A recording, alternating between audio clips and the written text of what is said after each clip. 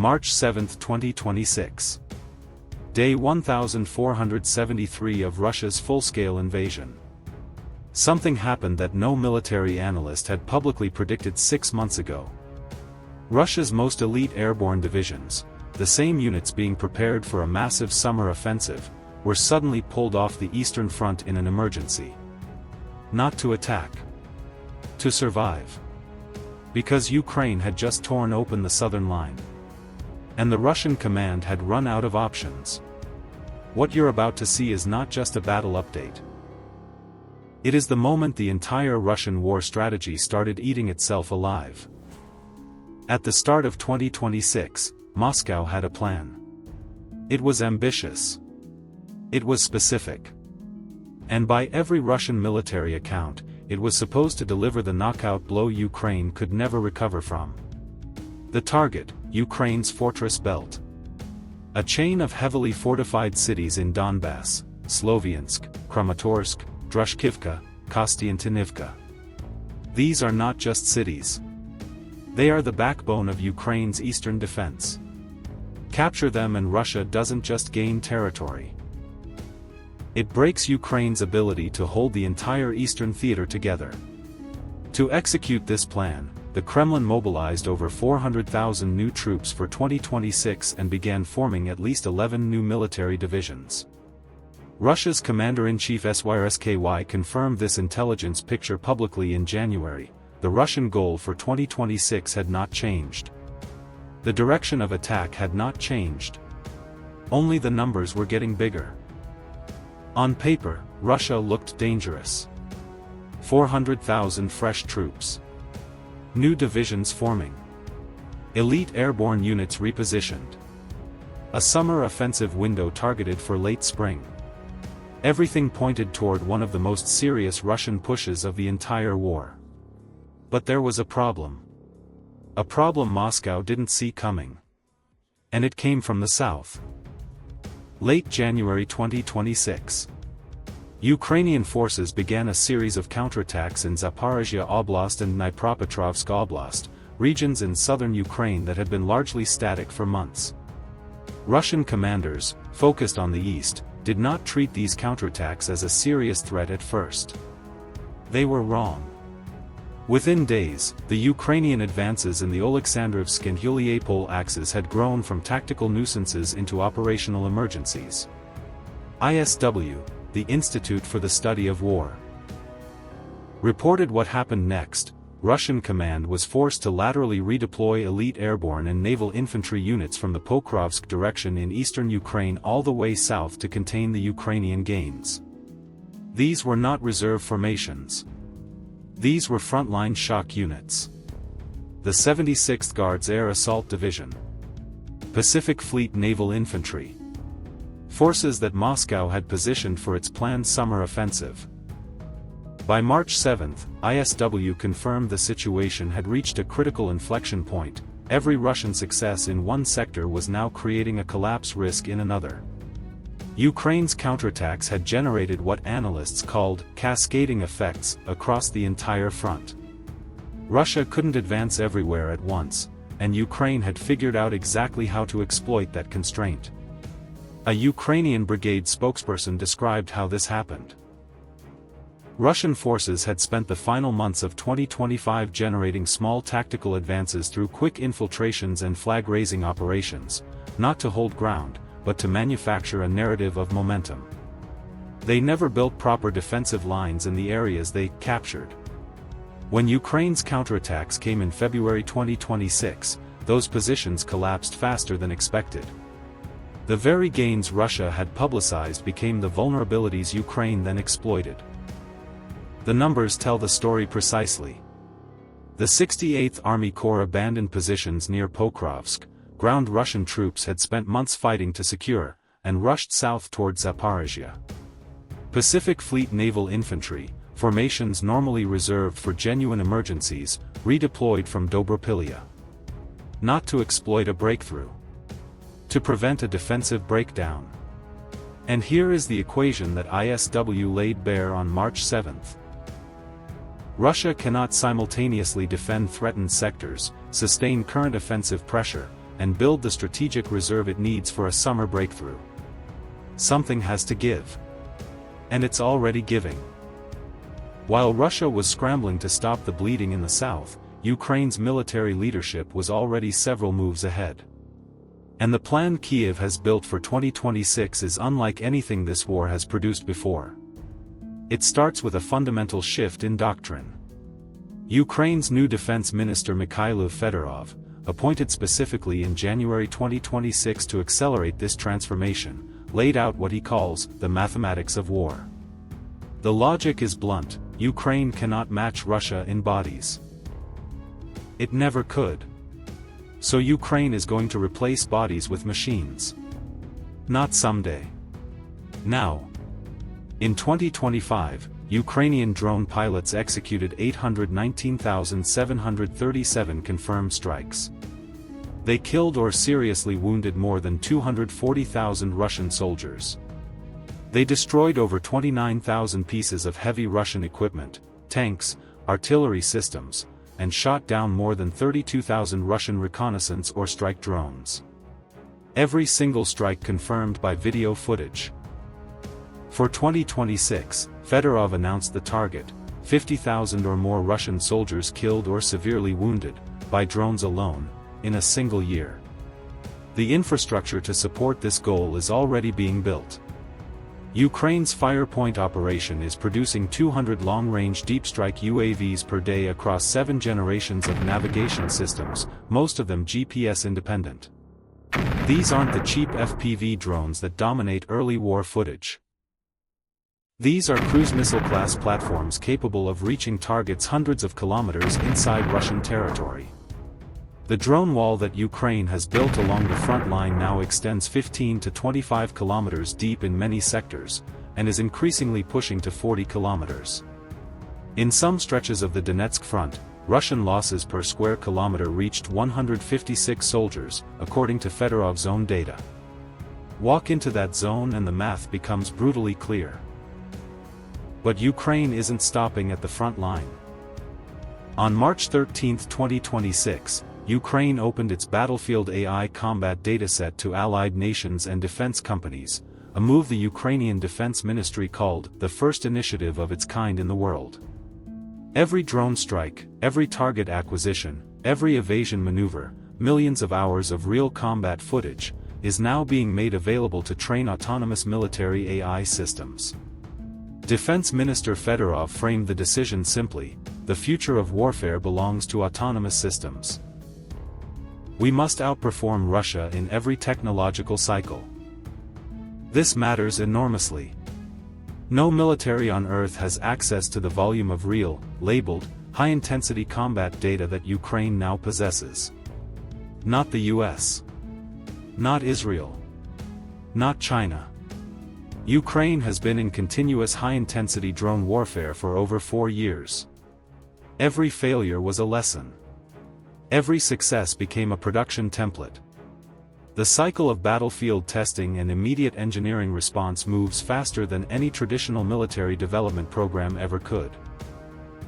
Colonel Syrskyi, who oversees innovation programs for Ukraine's armed forces, put it this way: wartime urgency eliminates bureaucracy.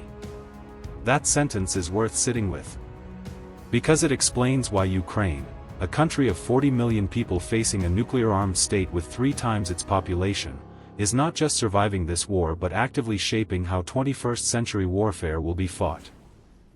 To understand where this war stands in March 2026, you have to look at what Russia has consumed, and what it has gained. According to a classified Kremlin assessment obtained by Ukrainian intelligence and confirmed by President Zelensky, Russian casualties as of early 2026 have reached approximately 1,315,000 soldiers killed, wounded, or captured. This is not a Ukrainian propaganda number. This is a figure from Russia's own internal records. It was leaked. And it tracks closely with outside estimates from institutions like SIZE, which placed total Russian casualties at roughly 1.2 million through the end of 2025. ISW's January 2026 assessment added critical detail: Russia planned to form 17 new maneuver divisions in 2025. It managed to form 4 out of 17. The formations that did emerge abandoned the pre-war template for mechanized warfare, heavy armor, organic artillery, air defense, in favor of assault infantry carrying minimal equipment in light vehicles. This is not adaptation. This is structural degradation. Russian forces are unlikely to generate a surplus of more than 70,000 troops in 2026 to build a strategic reserve, a number insufficient to form even the divisions Russia originally planned.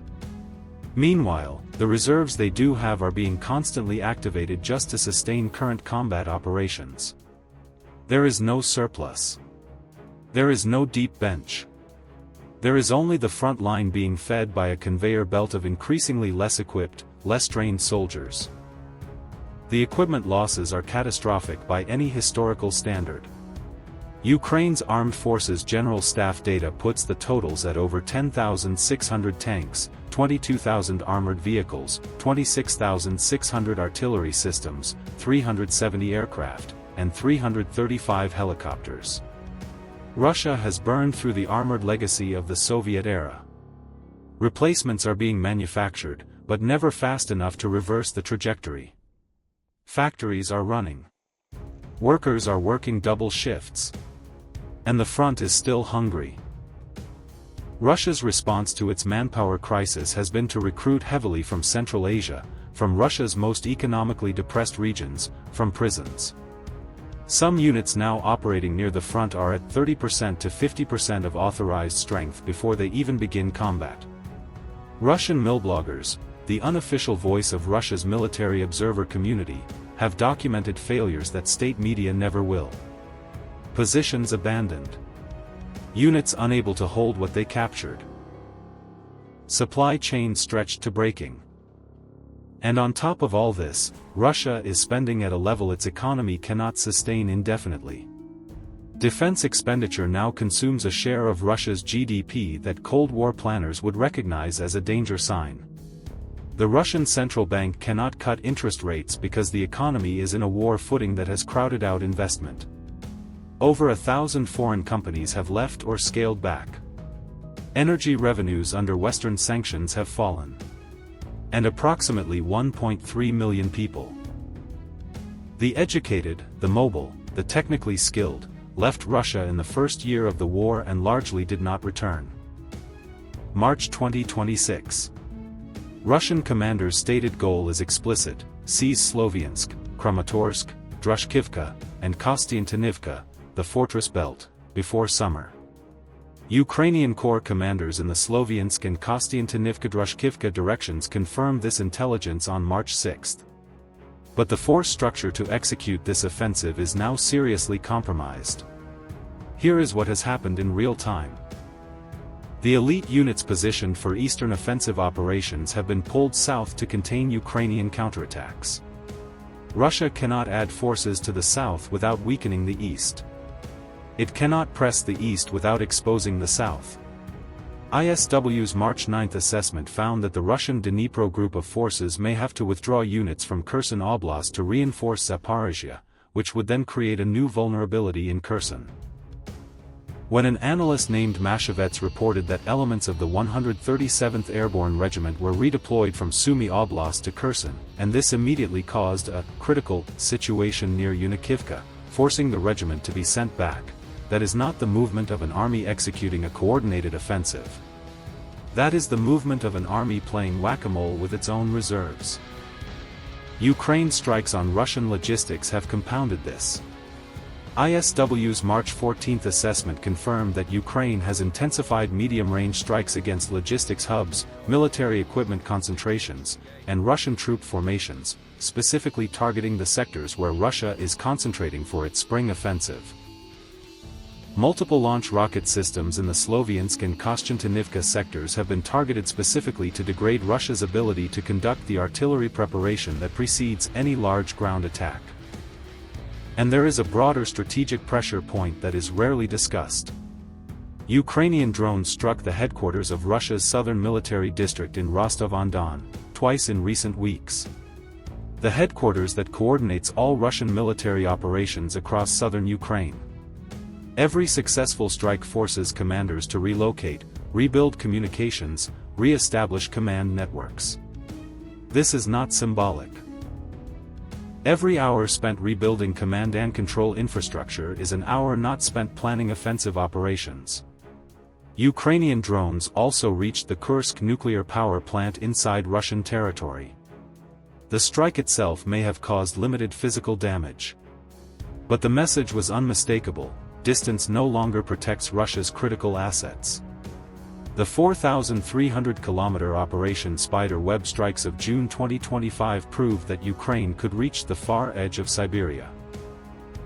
The Kursk strike proved that even nuclear-adjacent facilities inside Russian territory are within reach. Russia can still launch. It still has forces, ammunition, and will. A Russian military that has absorbed 1.3 million casualties without publicly acknowledging the scale of those losses is not a military that is about to announce defeat. But the summer offensive Moscow envisioned, a coordinated, multi-axis drive to break Ukraine's fortress belt, is facing conditions that make it significantly less likely to succeed than Russian commanders planned for in January. There is a specific argument that gets made in pro-Russian analysis circles: Russia is also scaling drone production. Russia is also using AI. Russia is also adapting. The implication is that Ukraine's technological advantage is temporary, that Russia will simply replicate what Ukraine has built and restore the balance. This argument has a serious flaw. It ignores the depth of the asymmetry. Russia is scaling FPV production and deploying heavy electronic warfare to degrade Ukrainian drone swarms. This is real and it is having tactical effects. But Russia's drone program is mostly playing catch-up to a template Ukraine already established, already iterated past, and is now building the third generation of. Ukraine in 2025 executed 819,737 confirmed drone strikes. It is aiming to increase that number significantly in 2026. More importantly, Ukraine's drone forces are not a standalone capability anymore. They are integrated into a complete military branch, the Unmanned Systems Forces, established in 2024, which now maintains contact with 90% of Ukraine's domestic drone manufacturers, continuously testing new systems and feeding battlefield feedback directly to engineers. The cycle from battlefield problem to deployed solution operates at a speed that Russia's defense procurement structure, built around centralized state orders and multi-year contracts, cannot currently match. The AI data sharing program announced on March 13, 2026 adds another dimension that Russia cannot replicate through production volume alone. Ukraine is building the most operationally rich military AI training dataset in the world, labeled real-time, from an active high-intensity war. Defense companies from the US, UK, and Baltic states have already requested access. The models being trained on this data will make Ukraine's autonomous systems qualitatively more capable in 2026 and 2027, not just quantitatively larger in number. Meanwhile, in a single February night, February 25 to 26, Russia launched 420 drones and 39 missiles at Ukraine. Ukraine shot down 374 drones and 32 missiles. That interception rate, approximately 89%, came on one of the largest single-night aerial barrages of the entire war. The air defense capacity Ukraine has built, supplemented by European Patriot deliveries, by German PAC-3 interceptors, by French intelligence, is performing at a level that nobody who watched the early weeks of 2022 would have thought possible. The gap between the two drone programs is widening, not narrowing. And Ukraine knows it. Here is a data point that received far less attention than it deserved. According to Ukrainian General Staff General Komarenko, February 2026 was the first month since 2024 in which Ukraine recaptured more territory than it lost. In the Oleksandrivka direction alone, Ukrainian forces restored control over 285.6 square kilometers. Across all counteroffensive operations, Ukrainian forces cleared 400 square kilometers of territory. 400 square kilometers in a single month. Reclaimed. This is not a strategic reversal of the entire war. Russia still holds significant Ukrainian territory. The front is still contested. But context matters enormously here. Russia spent months claiming its advances in the Pokrovsk area represented irreversible momentum. ISW confirmed Russian control over Pokrovsk. Russian state media celebrated. And then, within weeks of that celebration, Ukraine's southern counterattacks forced the very elite units that captured Pokrovsk to abandon adjacent positions and rush south. Military observer Mashevets noted something critical: Russian forces had been advancing in some areas through small group infiltrations designed to create the impression of territorial control, raising flags, claiming positions, without ever establishing the defensive strongpoints that would allow those positions to be held under pressure. When Ukrainian counterattacks tested those gains, the positions didn't hold. The map changed back. Ukraine also struck the Kremlin factory in Bryansk, one of Russia's largest military microelectronics producers, with multiple Storm Shadow cruise missiles in February 2026, killing 6 people and disrupting production of components used across a wide range of Russian weapon systems. Separately, Ukrainian drones struck 3 Lukoil drilling rigs in the Caspian Sea and the Novocherkassk thermal power plant in Rostov Oblast, causing a regional power outage. Ukraine is hitting Russia's production capacity, its energy infrastructure, its command centers, its logistics, simultaneously, at range, with increasing precision. And it is doing this while holding the front, absorbing Russian aerial barrages, and conducting ground counterattacks that are disrupting Russia's entire 2026 offensive timeline. The Kremlin's war narrative is built with great care. Special military operation. A phrase calibrated to keep the psychological weight of a full war away from the Russian domestic audience. State media shows precision strikes on military targets. It does not show the apartment blocks in Kharkiv where 47 civilians died in a single March 7 drone barrage, while Russian television aired the same footage labeled as precision defense industry strikes. But the domestic architecture is under strain in ways that are measurable. Russia recruited approximately 400,000 people in 2025 and is planning a similar number for 2026. The problem is not the recruitment. Russia still has population. The problem is what these recruits are being sent into. Units at 30% to 50% authorized strength. Equipment shortages that have pushed Russian forces to abandon pre-war mechanized doctrine entirely in favor of light infantry assault tactics. Officers who are themselves casualties of the war at a rate that is degrading the institutional knowledge of the Russian military. Analyst Fenella McJurdy at IISS has noted visible signs of economic slowdown in Russia's wartime economy. Defense spending is consuming a GDP share that crowds out civilian investment. Inflation is persistent. Interest rates cannot be cut. And Russia's increasing dependency on China. For technology, for supply chain resilience, for financial corridors that bypass Western sanctions, represents a strategic mortgage that compounds with every passing month. What Stoltenberg said about Russia becoming dependent on China is not rhetoric. It is a structural reality visible in trade data, in technology flows, in the diplomatic tilt of Russia's foreign policy. Russia's strategic autonomy is being traded, piece by piece, for the capacity to keep fighting a war it publicly insists it is winning. Meanwhile, something else is happening in Russia's small towns and cities that no state camera captures. Death notices published in local newspapers, memorial posts in regional telegram channels, closed coffins arriving at railway stations. Russian investigative journalists, those who still operate, often in exile, have documented that confirmed death tolls are a fraction of what they estimate the real number to be. Families are pressured. Paperwork is delayed. The grief is real. The numbers are hidden. Russia is not collapsing. That needs to be said clearly. An economy mobilized for war can sustain losses that would devastate a peacetime society.